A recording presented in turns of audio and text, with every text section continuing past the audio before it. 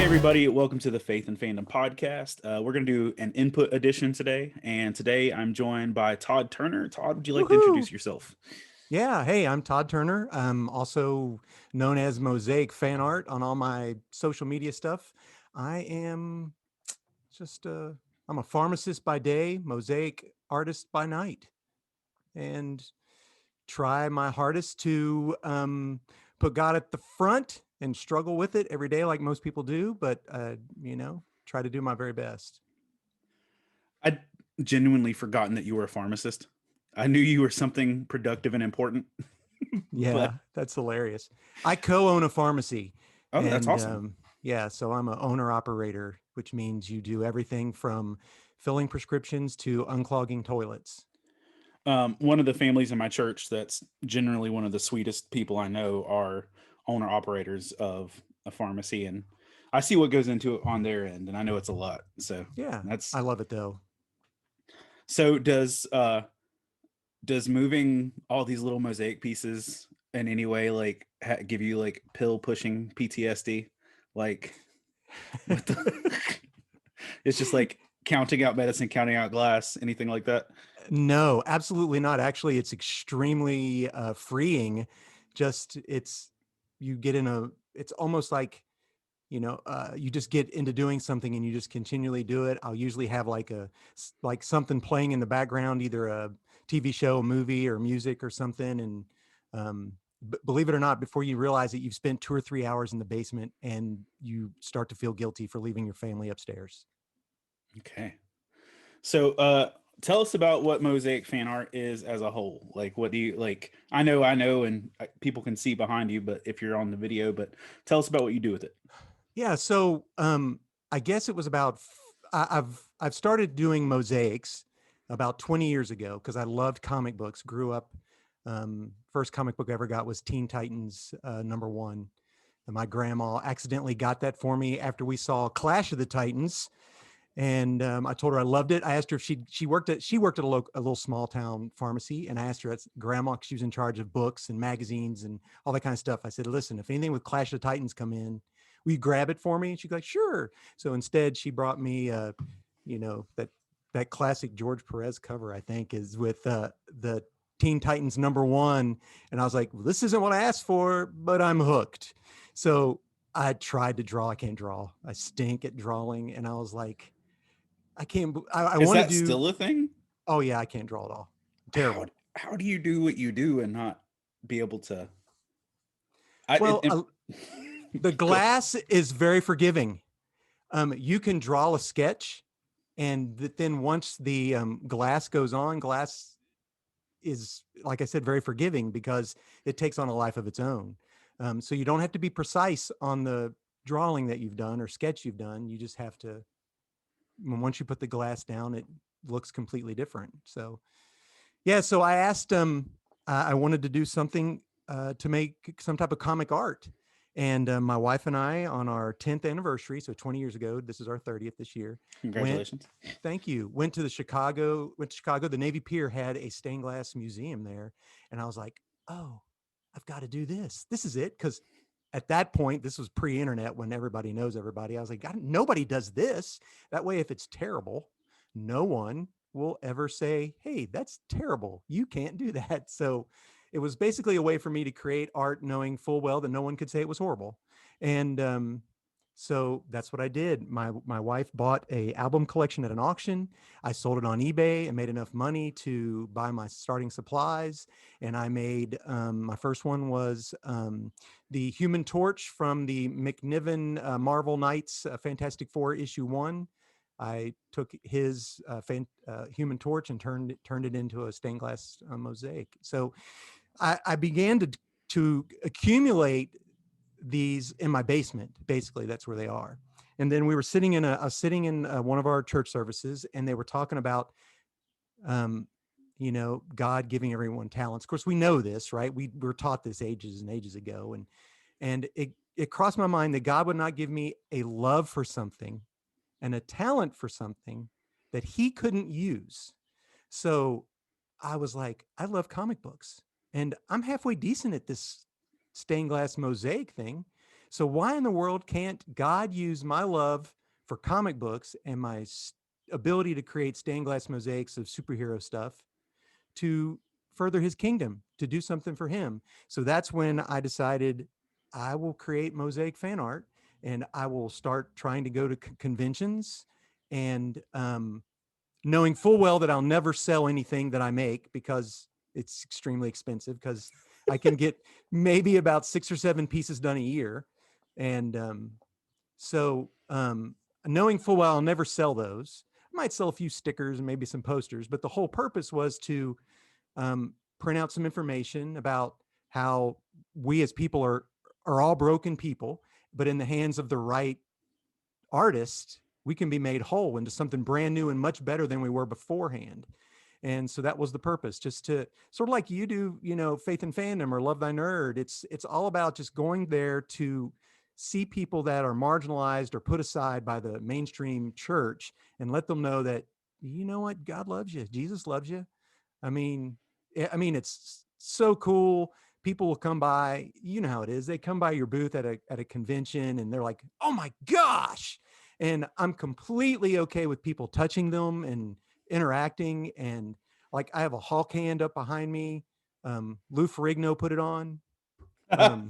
Chris Sullivan from This Is Us, came Taserface. He put it Yeah. on.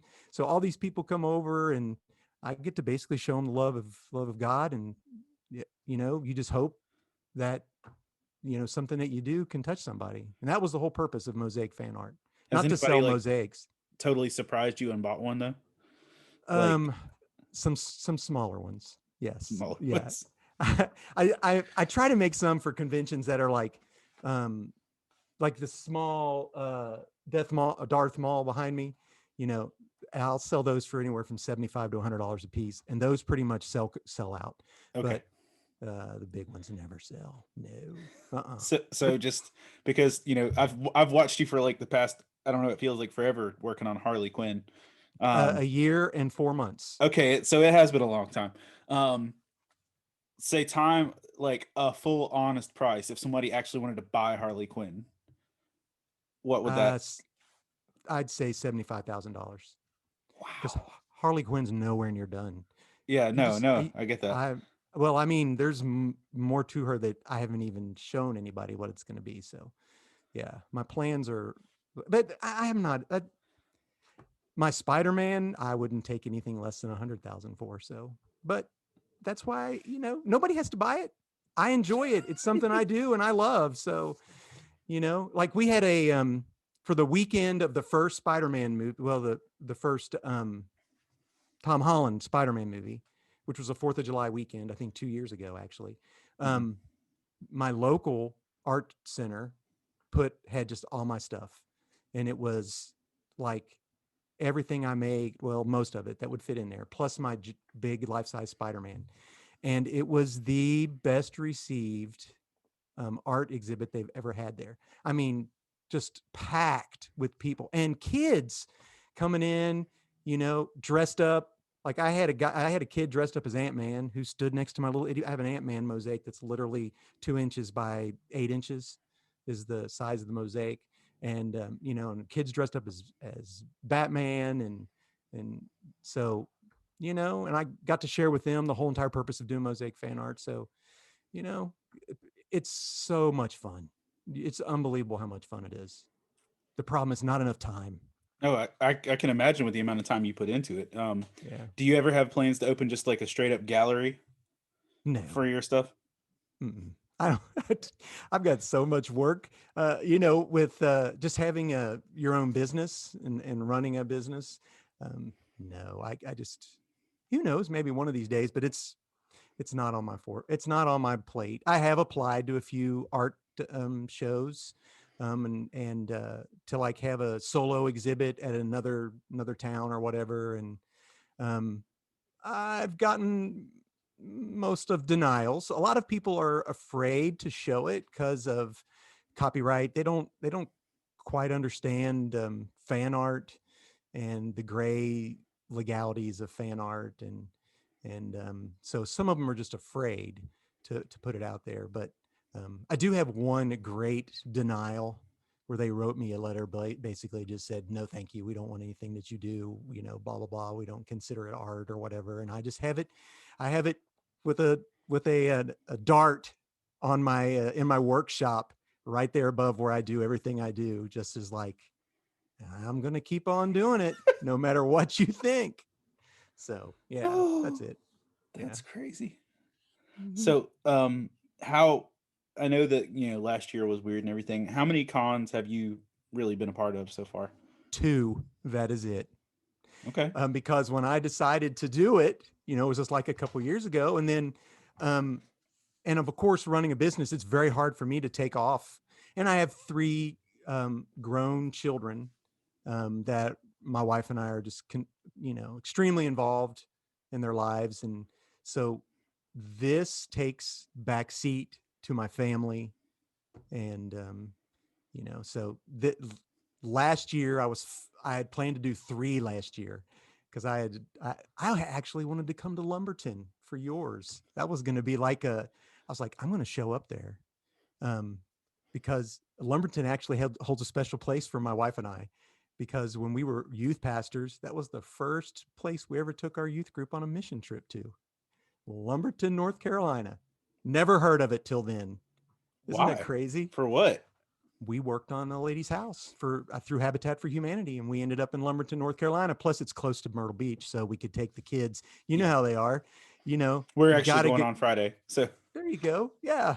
So we had to have the kids some incentive for working on a lady's roof in the hot sun in the middle of July, and Myrtle Beach was it. So, yeah. So the plan was to do three, and but we didn't get any in because no one did.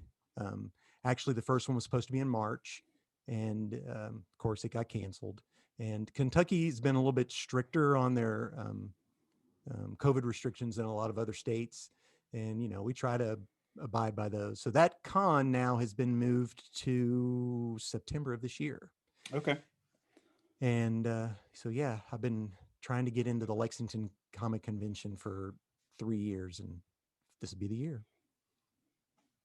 Well, it's really is a coin toss on with different restrictions in different places and everything. Just because I just had one in South Carolina, and South Carolina is like take your shirt off, run around, woo, everything's fine. It doesn't Um, exist there. I got you. and they asked that all the vendors wear masks, and they spread all the tables out, and like everybody got Yeah. a bigger table, which was Oh, nice. that would be nice. Everybody got the like at least an 8 foot table with 3 feet of space between you and the next table, so it was Oh man. space for days. um but like they did that, but then you know literally just across the border, like North Carolina shows are still like no. Gotcha. And my local big show is a Fayetteville Comic Con, and they were, I want to say it was originally going to be in April. Then it got pushed to the last week of May, and now it's going to be Father's Day weekend. Oh, nice. Happy Father's Day. Yeah, so it's going to be a fun rodeo. Um, but I totally understand it. It's just you never know what to do, and we do have a responsibility to just try and Exactly. work with people where they're at and everything. So The I'm still good thing about grateful. the good thing about the Lexington one is they have renovated the space this whole entire time. They haven't stopped working on Rupp Arena, which is, if you're a Wildcat UK basketball fan, everybody knows who Rupp Arena is. But anyway, they have that convention center has been renovated and it's much larger now. So they will be able to space out. And I believe the governor has, as of right now, any place that holds up to 1,000 people or over 1,000 people is allowed to be at, I believe, 60% capacity. So that's still pretty good. Oh yeah, that's not bad at all. No, and who knows? It's not till the middle of September. It may change, right?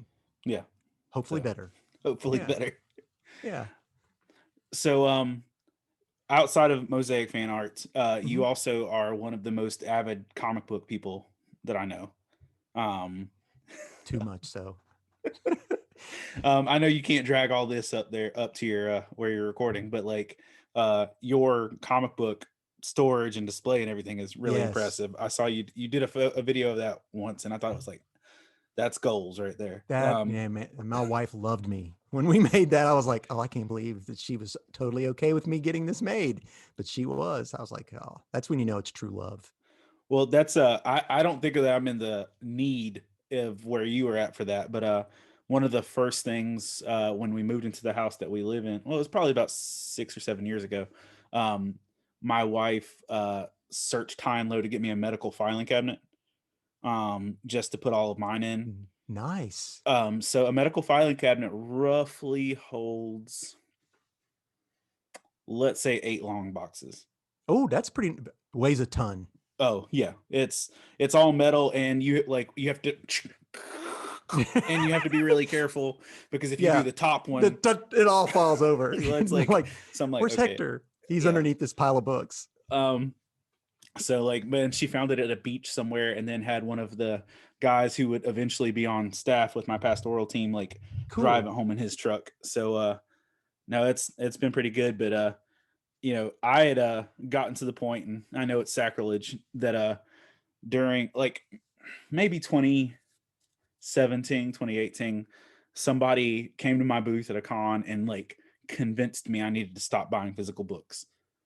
Like, Right. he was just like, here's why you need to do this. And like, I was like, it's a compelling argument. And like, so like, I had basically stopped buying physical books for about a year and some change.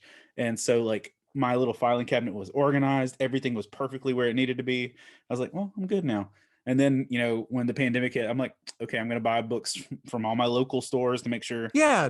Keep they're them in good, business. keep them in business. And now like, I've got books like stacked random willy-nilly places because I didn't save room for all that. So I'm gonna have to go through and clear some space.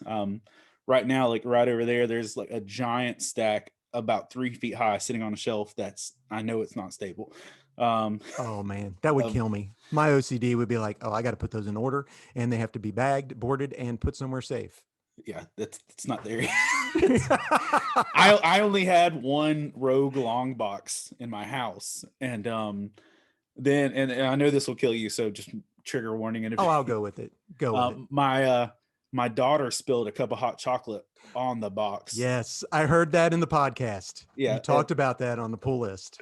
and yeah, I still like that's still kind of like wince at that. Oh man, but gosh. so uh, just talking about like you like kind of some stuff that makes you tick. What is it that you as a person, like, what do you listen to? Like, what's your listening choices? As far as music goes, right now I'm stuck on the Who. I don't know why, but Okay. it just I go through cycles. Uh, it's funny because now that we're getting close to summer, our family creates a it's now well known in the community, the Turner Summer CD, which is now morphed into the Turner Summer playlist, right? Because nobody makes CDs anymore. I still do, So but I'm with you. yeah, that's right. So what we do is we'll sit. There are five of us. I have a daughter who is 26, one who is 23, a son who's 20, and then my wife and I in our 50s. And we, for the last, gosh, almost 20 years, we create a summer playlist, and that becomes our summer anthem music for the summer. And it's about time. People have started texting, could this be on the summer CD? Could this be on the summer CD? So they all put their choices in. I am the final yes or no, and then I put them in order, and then we put it out. So um, the thing about it is I have a daughter who lives in Nashville who's like she's actually a music therapist, and so she is in the know with all the cool music. Um, so we get Mike Maines, and we get Judah and the Lion, and we get um and actually her boyfriend's in a band called Pacific, and it's like we're getting some really cool stuff, and it's hard for me to just pick one. um my kids have playlists on Spotify, and we'll do that. Like my wife decided she was going to make an 80s playlist, and she started picking a song, and I was like, Kathy, that's not the 80s. That's the 70s. She'd pick another one, and I go, that's not the 80s. If you want an 80s playlist. So guess what? She made a 70s playlist. So now I love her 70s playlist, and stuff like that. That's a joy. Just to be able to Yeah. actually curating music, if nothing else, is like just its own art form. But Oh, it's so fun. We did the same thing with Christmas music. Each person got to pick 5 Christmas songs, and we made those the Turner Christmas music, playlist or whatever. So it's a lot of fun, especially with kids who have great taste in music. It's amazing. I'm still a very old school for this current season of life. I love a Zune. Like Oh, wow. um Yes. I love Zunes. And I had an original one up until somebody like broke into my car maybe 2 years ago. Oh no. And I'm not going to say they're old, but an older person in my congregation had a Zune still in the box. What? Yeah.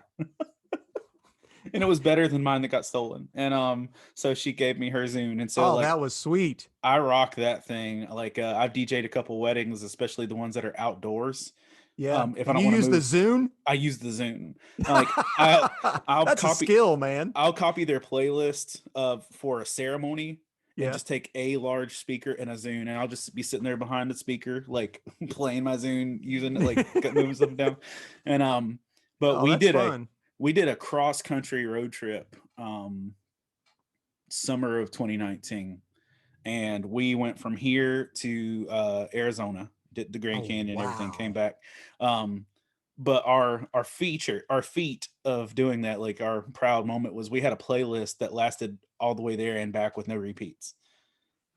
That's crazy talk, man. There's no way. We made a playlist of no repeats, and that literally lasted 4,000 miles. How And many songs was that, Hector? oh, dude, it was a lot. It was Oh, a no lot. kidding. I can go back I and look. It's on my DJ computer. It's still on there. And Wow. That's a lot of um, songs. I mean, but there's a lot of music, there's a lot of music. especially if you have an eclectic taste. We also had worked in there. I don't. I wish they would have kept them going. England does a lot of them with Doctor Who now, like the audio dramas. Okay, yes. I love the Doctor Who ones, but during like the peak pre New 52 era of DC's stuff, um, they did a audio drama of 52. Oh. Um, and it's like week one, Sharuda. And it just like where everybody's acted out and they have all the sound Yes. effects. And like, so we listened to all of 52. Like we'd have like During an the trip. during trip, we had an hour of music, like an hour of 52, and like just Wow. rolling on. And so like I remember we were somewhere in the middle of Texas on the way back when we hit the end there. We're like, wow, that was great. Like we had finished it. Um, Well, my uh, son got me for Christmas. I love audiobook. Believe it or not, I have 2 in my car at all times. And I have The Hobbit on audio, and the one guy narrates the whole thing, does a different voice for Circus? every. No, no, no, no. No, This not the is circus one. Okay. by the way, because once you get to the end, it says you could fax them if you would like to order. Uh, you can send a fax. That's how old this is. That's amazing. But the dude does a different voice for every character. Every dwarf has his own voice. Bilbo has. It's amazing. I love it. And then my son this year for Christmas got me Dune. Um, Okay. 17 CDs. I'm Okay. now going through it the 3rd time. So there you I go. I have no Dune knowledge. Like That's none. okay. I plan to get there. Um for me, like lately a lot of the stuff I've been I don't know, I'm in wedding season. So a lot of the Right. stuff that I'm like dealing with right now for music for weddings is just like trying to curate different people's wedding music style. But Jude what's recent? Propaganda put out a new album and it was good. And I just picked up Matt Maher's last worship album, Alive and See, Breathing. I don't know who any of those people are. Rely all completely on. I'm telling you, you could go back to the anything from the '80s. I could tell you everything about that. But Right. after I hit 40, my wife said my talk radio gene kicked in, and she said that what you don't listen to music anymore, you just listen to talk radio. But luckily, kids have introduced me to Spotify, so I do pretty good damage on that. But I only play stuff I already know. So yeah. Um There's a well, you mentioned Judah and the Lion earlier, and I think I was listening to this the last time I did one of these was the lead singer from Judah and the Lion just put out a Put out a worship album. worship album. It's Yeah, awesome. I love that one. That one's been in my ears a lot. Hmm. So what are you reading right now? So on the broad spectrum of all the books, what are you I reading? don't I don't read books. If there's not pictures in them, I don't. I Well, mean, I mean, I'll take honestly, comic books. So I mean, what? um, I, I will go through a spurt where I will read a novel, but generally I don't. I get my comics in, and I don't know. I don't know if you know this. I've mentioned it in other places, but I have a genetic eye disease that eventually leads to blindness. And there's nothing they can do about it. So I've just accepted it, and I'm okay with it. Plus, I'm colorblind. So I I can only read comics, believe it or not, during certain periods of the day or under certain lighting conditions. It's really hard for me. So, like, uh, I have to really be intentional about when I read certain books. But I don't know. My comic book pull list is way too long, way too big. It's hard to even get into that. Um, what I love right now is just an eclectic mixture. Believe it or not, I love Nightwing, and I've never collected a Nightwing comic in my life, but the new Nightwing has been fantastic. Um, I am a Fantastic Four apologist. I love the Fantastic Four. They're my favorite book of all time. Okay. It's a family. They struggle with family things. Plus, they're superheroes. I mean, what's not to love? My dream would be to own every issue. That'll never happen unless somebody does buy Spider-Man or Harley Quinn. I might be able to crack that. So I actually put out there I would trade both of them for a complete run of Fantastic Four graded 7 or better. So, but no takers. Um, so yeah, I love that. Daredevil's awesome. It's the regulars that everybody would say. So, and on occasion I will read a science fiction book. Um, that's about all. Mostly if it doesn't have pictures, I don't read it. So Fair enough. yeah, Um, I just finished Dragon Hoops last night. fantastic. I cried during that. I'm a crier, first of all, Hector. Oh, I'm a crier, And dude. Absolutely, all day, every and day. I'm like, that it's a true story is what gets me. And if you want to, you could go on YouTube and watch that final game. Oh, Bits and pieces of that final game are on YouTube. And literally at the end, there's that one coach holding the baby for realsies in the video, in the YouTube video. I thought that was just like a thing he drew just as a way to show, listen, he's got his kid with him all the time. No. He was there holding the child. So did you like it? oh, I loved it. Uh, and that's the thing. Like, I am very much on his level of I'm not a sports person per se, and like I don't hate sports. I haven't had the love for it, and I know it's a stupid thing. But I have misophonia, the thing where like annoying noises drive you insane, like Gotcha. chewing, I understand. smacking, that kind of thing. Um, and so sneaker squeaking, Oh, that would be terrible. yeah, it's one of the like literally like I will go Can't go. bananas. Yeah, don't do it. And so like anytime I've ever watched basketball, it's been on mute. Oh, I gotcha. But like I used to have to go to sports games all the time in middle school and high school and college, and I'm like, I'm dying. So like when I started reading it, I'm like, oh, I identify with this. But the fact is the story of it was great. I really enjoyed the just the elements of him actually deciding what to tell and what not to tell and everything else. Exactly. I And love the first step. Everything was like they showed them making a first step, you know. And I thought that was so, crucial to the whole entire story. That's about anything that we do, I guess. You just have to take that first step. And yeah, I didn't mean to cut you off. What else were you going to say? oh no, it's just I love the background that they not only put on each character, but the background that they put on each culture. Yes. And I thought I was like, I mean, to do that in a basketball graphic novel, I was like, that's pretty in depth. No kidding.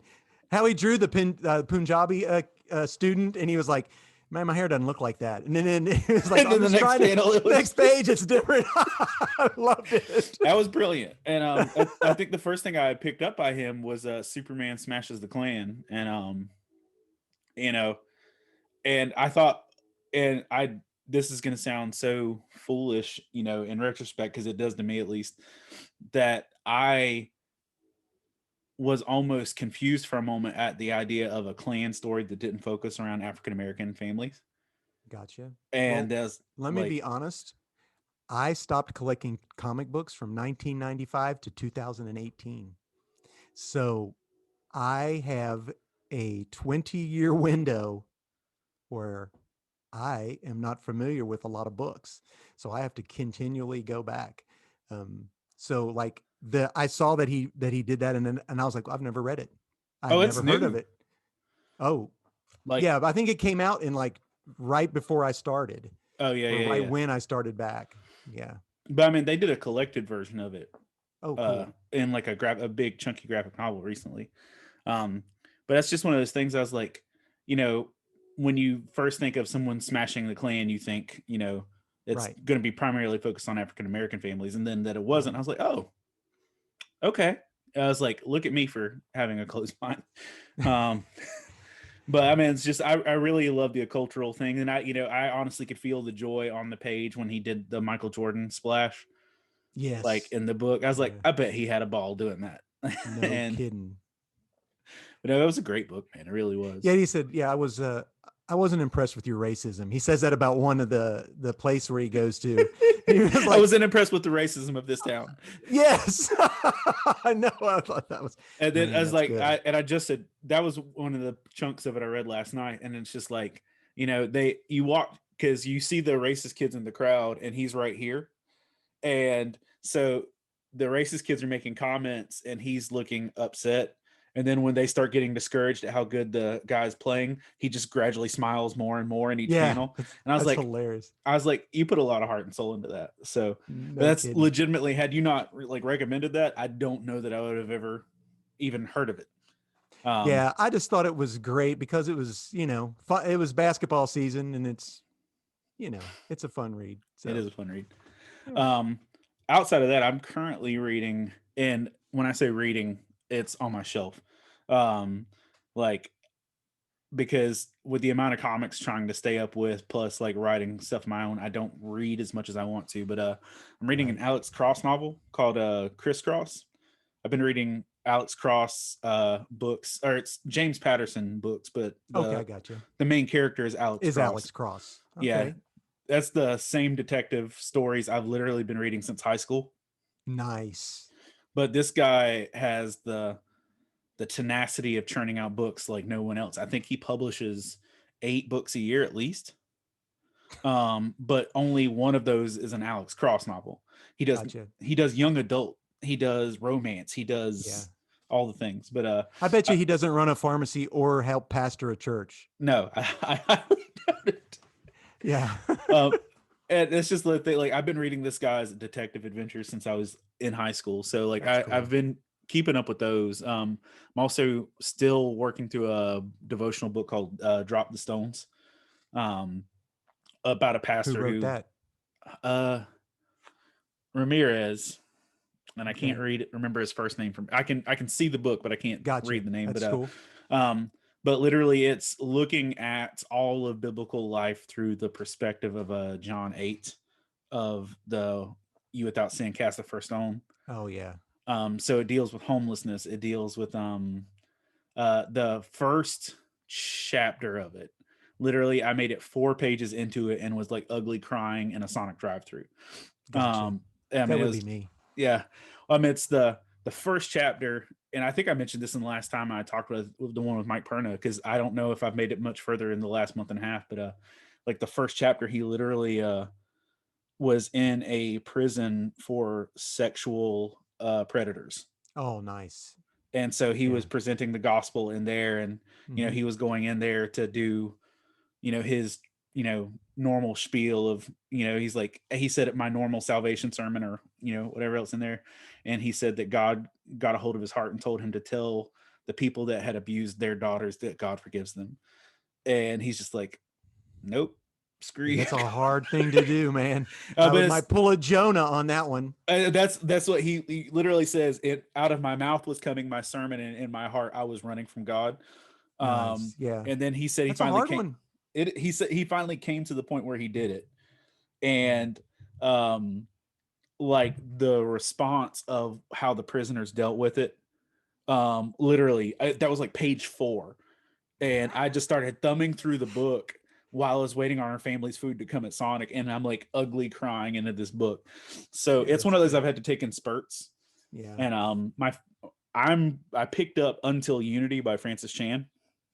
Um and a lot of like I picked it up, and so a lot of my pastoral team has picked it up, and they're already in it and doing small groups with it now, and I've like not even cracked it, but it's just one of those things that they'll make it 3 pages and like, all right, I got to put this down for a week.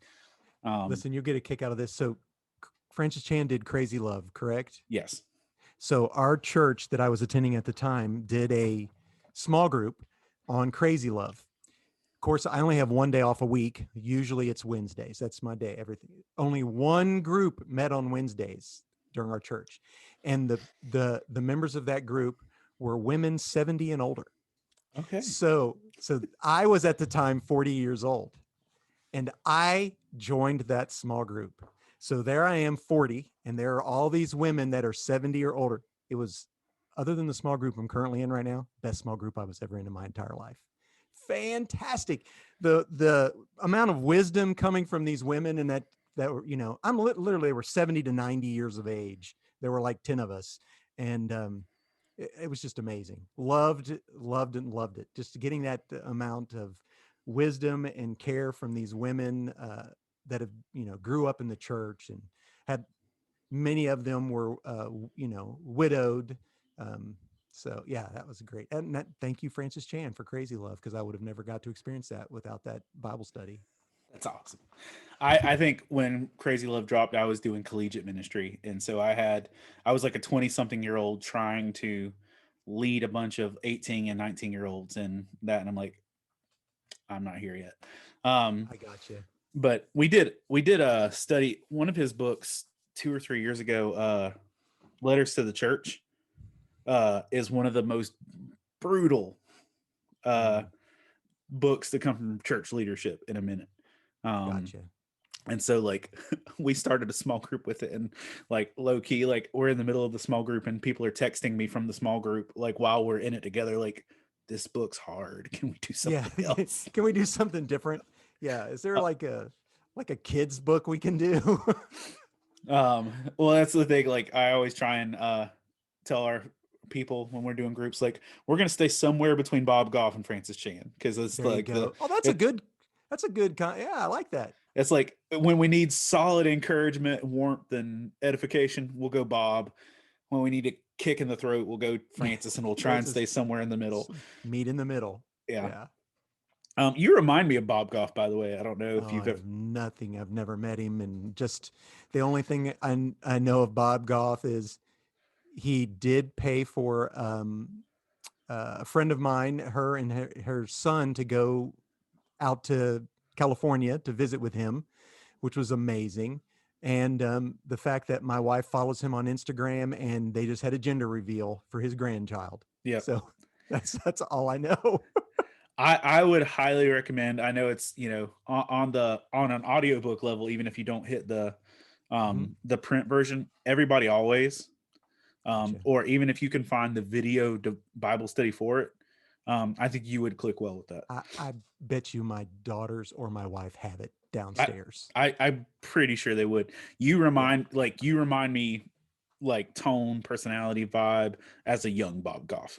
Well, let me tell you, I'm a pretty much an introvert. So I'm not Bob Goff. Don't worry about it. You don't have anything to worry about that. Trust me. Or at least in spirit. Okay, Um, there you go. That'll work. the first time I met Bob, we were at a conference in 2013 in Nashville, and I'd never heard of him before, but he had done an intro for a Donald Miller book, and he was doing this session, and he was doing some stuff from his book Love Does, and like there were 4,000 people in this auditorium, and when he got done speaking, he was the last one before dinner. like the dinner break for the Gotcha. conference. He's like, by the way, if anybody wants a hug, I'm just going to stand right here and you can come on up and hug me. There you go. And I'm not kidding. Like the people, Everyone. everybody got up, it just got in line. And when we came back for dinner, people were still in line. And Nice. my friends that I were with refused to do it. So we had to go, and I Oh, regret that. But no kidding. Cause you just put up a video. You've been working out, getting ready for hugs. I that's saw it. that. So Man, what a letdown. no, but it was good. So Awesome. we talked about what you listen to, we talked about Hmm. what you're reading. What do you like? Are you a gamer of any kind?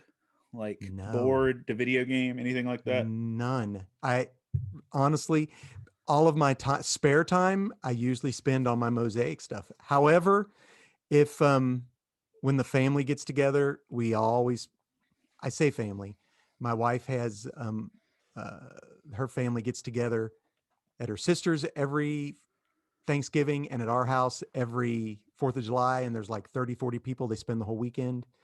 The Catan gets played over and over and over again, and you sign the box if you win. I've only signed it maybe twice, and it's my daggone box.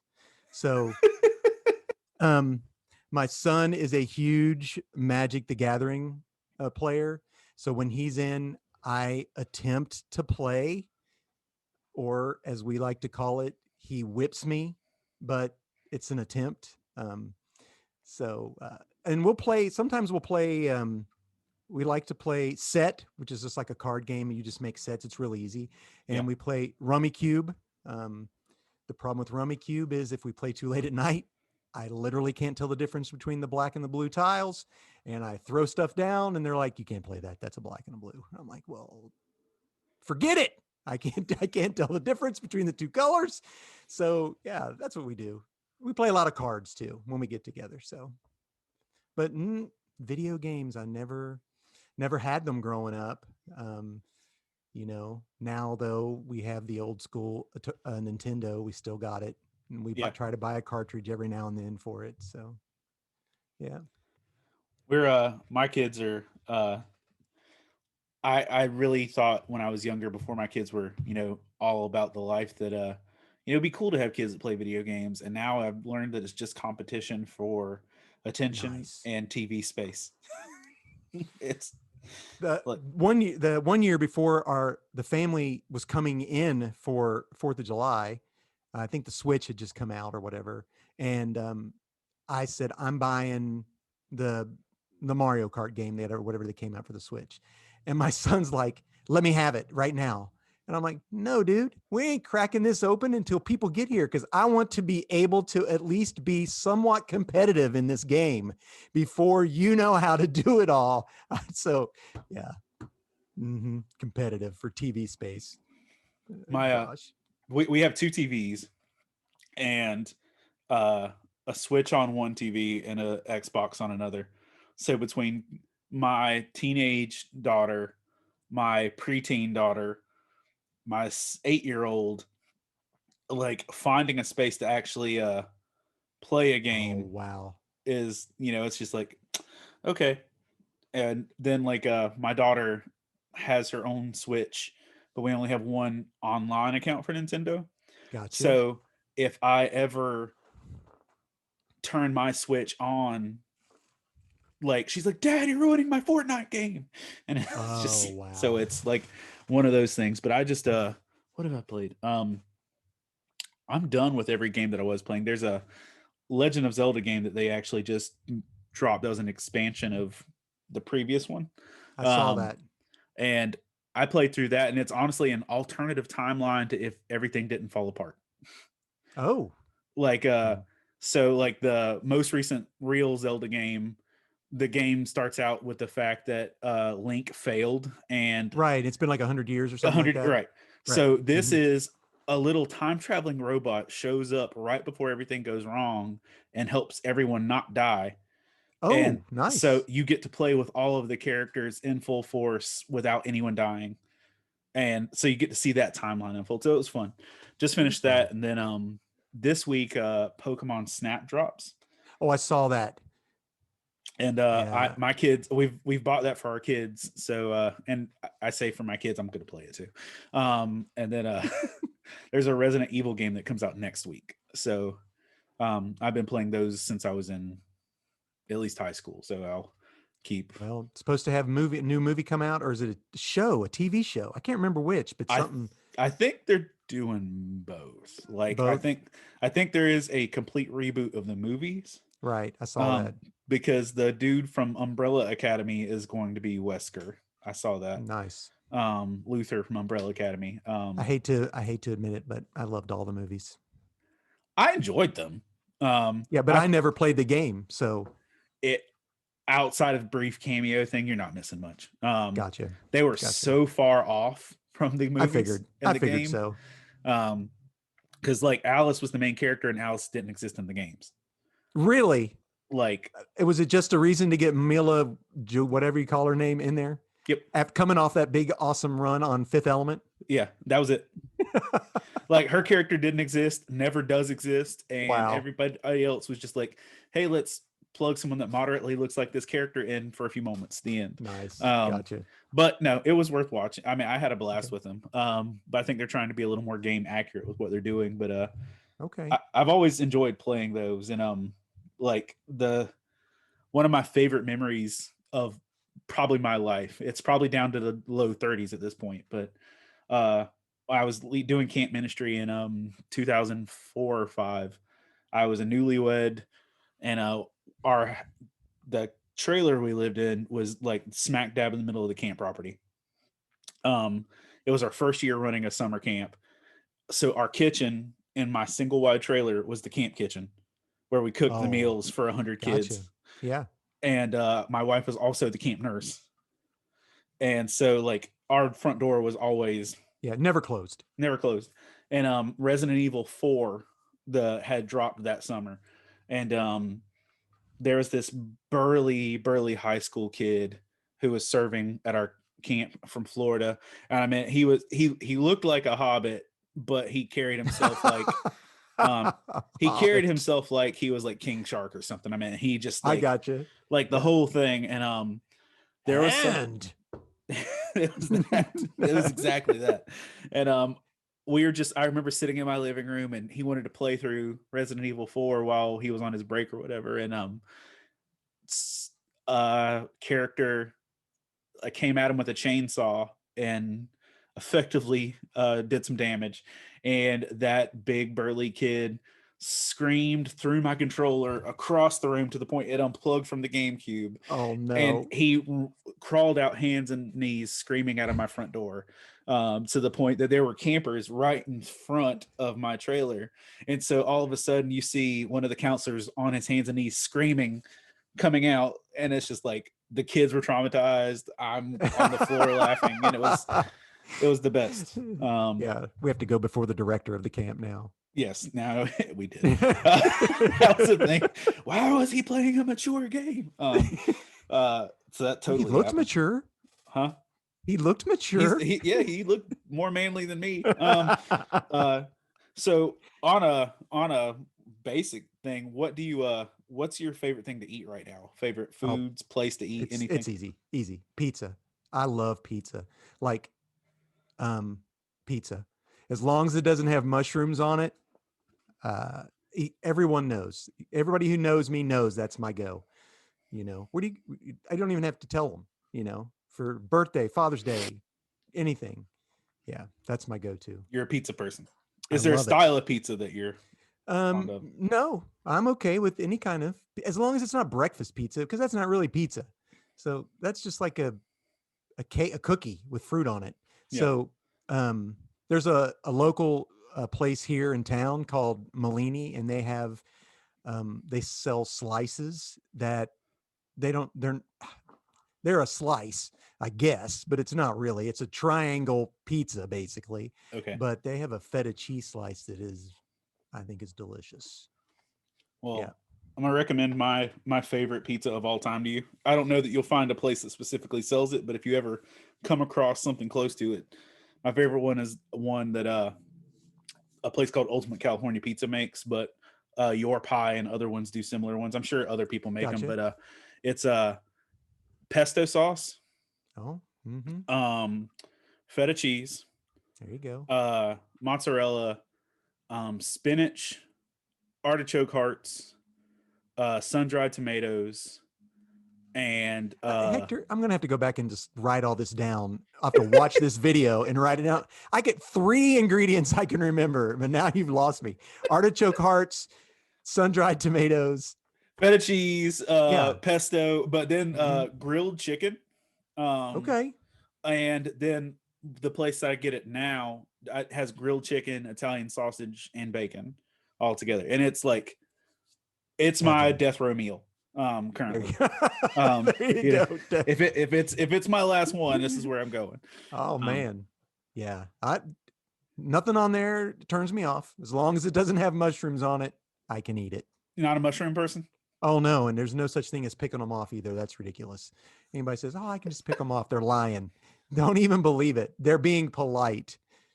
It gets to the point now where I will tell places I'm allergic to mushrooms. I mean, they make me sick, so I guess it's not a lie indirect, but I'm yeah. emotionally allergic to Yes, mushrooms. that's right. I will have to seek therapy if you put mushrooms on this pizza.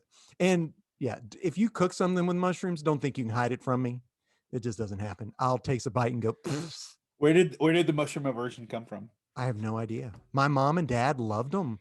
Um, and I think it's more of a cooked mushrooms or those slimy ones.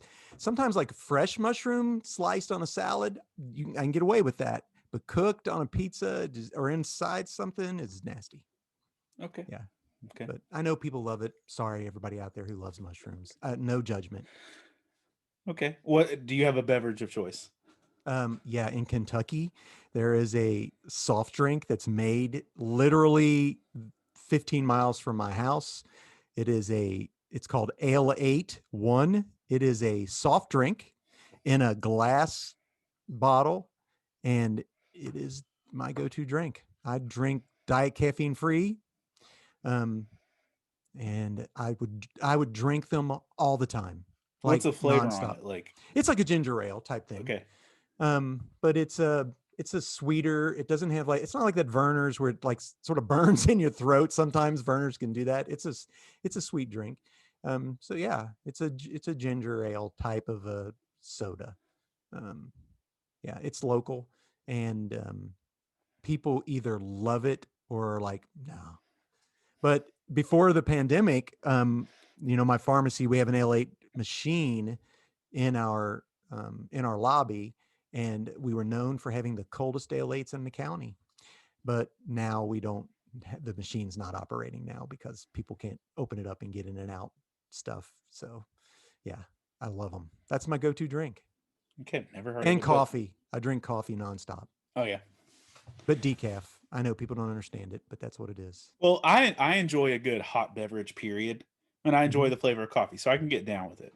Gotcha. Because over the last year, I've drank a lot of hot tea. Um, Oh, my daughter um, is a tea drinker, like unbelievable. I didn't. I never really got into it, but I made some British friends on TikTok, and they like were just talking about like differences between England and America and Mm-hmm. like in taste and stuff.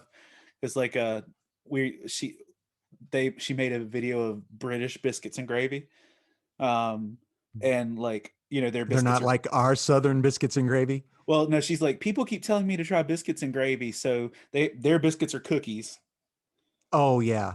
What kind of and gravy? I don't. Like It was turkey it. gravy? It was something like that, and it was like, Oh no. I but make it was. great biscuits and gravy. I believe it. I mean, you're in Kentucky. Yeah. Um, by the way, just because it's the only show I really know that's Kentucky based, are you a fan of Justified? Justified. Actually, I watched halfway through the first season and stopped. But he does have an L8 in one of the episodes. Okay. Yeah.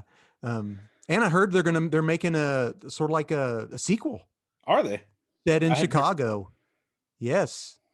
I know. I don't know. I heard about that. So Hmm. I'm I'm a big fan of the show Justified. Like gotcha. the guy who wrote the books The books, and they're just short stories. Gotcha. Like, I mean, it's you can pull a lot from a short story, but Hmm. um, it's one of my favorite shows. Period. I put it on a 3-year rotation of like I'll watch it, go away for 3 years, come back. Gotcha. Um, and just on a, do you plan to watch it? No. Like, okay. Here's the Um, deal, Hector. But my wife um, does not watch anything immature, so nothing rated R or anything immature. So when I have time to spend with Kathy, I we choose to watch. We try to find the happy medium between what I love and what she likes. Generally, she gives into what I like, so we end up watching comic book stuff. But we I never get a chance to watch shows that she would that are basically sure. like Breaking Bad or Better Call Saul or Justified. Never watched them just because of that. Not because I didn't want to, but just because No, I it's don't. time allotment. What Yeah, do you exactly. what is your favorite thing to watch right now? I don't think I asked you that. Like, Actually, right now, I'm going back and watching Falcon for the third time. Um, and my daughter is like, Dad, did you know that all the extended edition Lord of the Rings are now on HBO Max? And I was like, well, I own all of the extended edition Lord of the Rings, but I started that up again. And of course, that's 12 hours. So, I'm now halfway through the Two Towers, um, watching those again. So, yeah, the Falcon and Winter Soldier is just fantastic. So I'm rewatching that for the third time, and Lord of the Rings. So yeah, that's it's good pretty stuff. funny. We bounce back and forth. I have a small group for nerds that I'm part of, and they've introduced me to a lot of stuff that, like, I started watching Justice League Unlimited Oh, so good. because Yes. because two of the people in my group are like, you got to watch that. So, I started watching that, and then one of the girls in my group is an anime fanatic, so you have to watch Demon Slayer. So I started watching Demon Slayer. I feel like you The would be har- more of a My Hero person than a Demon Slayer I person. we I did that too. I got through Okay. 2 seasons of My Hero Academia, and actually, I like Demon Slayer better. Okay. Um, uh, so the problem is that I get dub shamed by my son. You can't watch these dubbed, so I have to watch it. So I watch them subbed, and it is so hard for me to watch it, read it, and do something else at the same time. Oh no, you It's can't. not No, you it's can't not sub. something You you can't can. sub and multitask.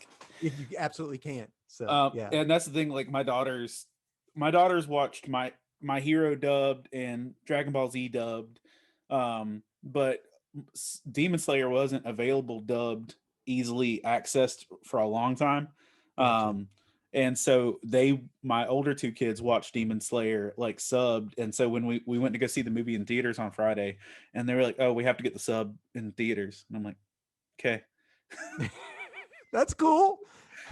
Um, so just ask if anybody wants to check out your art or check you out or what you're Yeah. doing. Where should they go? What should they check? You also have your podcast. Tell us where to find you and what you do, or where they can look you Okay. up. So Mosaic fan art altogether, I'm on, I think, everything. I'm on Instagram, Facebook, um, Twitter. I don't do a lot on Twitter. I'm on Snapchat. No, I'm never on Snapchat. But mostly Instagram and Facebook. And then my daughter and I, she's 26. We have a family friendly nerd podcast that is called Sis and Big Pops Culture. And we every week we get together and we do basically like what you and I do. We talk about stuff that we find fun. We usually do nerd news, while you binging. We will review a movie, and not necessarily a new movie. I'll do a few books from my pull list, and then we try to read a trade paperback or a run of comics. And she's not a comic book person, so it's really good to get her input on what she thinks. And so that's Sis and Big Pops Culture. We're on, all the podcast things, Spotify, Apple, Amazon, um, YouTube. But you got to literally write pops with apostrophe S if you go searching on YouTube, because if not, you'll end up on zip Funko Pop. popping videos. Oh, Zip. Yeah. And it's happened. I've tried to find my own podcast and I spend 3 hours watching Dr. Pimple Popper. I just get sidetracked. Yeah. So that's, yeah. And I have a website, mosaicfanart.com, but everything that I work on, I throw up on Instagram and Facebook. So yeah. And sometime soon you're going to take over the pull list, right? Oh gosh, no. There's no way. That is crazy. Oh gosh. No, I don't know if we you say and Chris do great. I don't know if we say it on the air a lot, but I'm like, usually like when we're before or after a show, I'm like, Todd would probably do a better job of this. Oh, I don't know. No, that's all right. You guys do fantastic. I love listening to you guys. Well, man, thank you for just being the positive force of encouragement you are, and your community and Love Thy Nerd stuff for what you do with hosting your group and everything. That's always a big encouragement to me as well. So I just want to thank you for being who you are, because you've been a steady encouragement even when my life isn't falling apart. So well, thank you, Hector. That's very kind. and I get a lot of encouragement just from watching you do what you do. So Cool. I admire you a lot. So well, right back at you. Ditto. I wish I had time. I wish I could do cool TikTok videos like you do. That's usually like an impulse in the middle of the night. I'm super bored, but I don't want to be really productive type thing. So gotcha. Like I've worked too much on a real project. I need to do something else. I got you. Yeah. Well, thanks for joining me, man. For if you're listening to this on audio formats, you can find this on Facebook and YouTube. If you're watching this, you can find the audio of it on all the podcasts options as well. And I want to thank my Patreon supporters for being generous and donating with that as well. And just thank you guys, and we appreciate it. And thanks for joining me, Todd. All right. Thank you.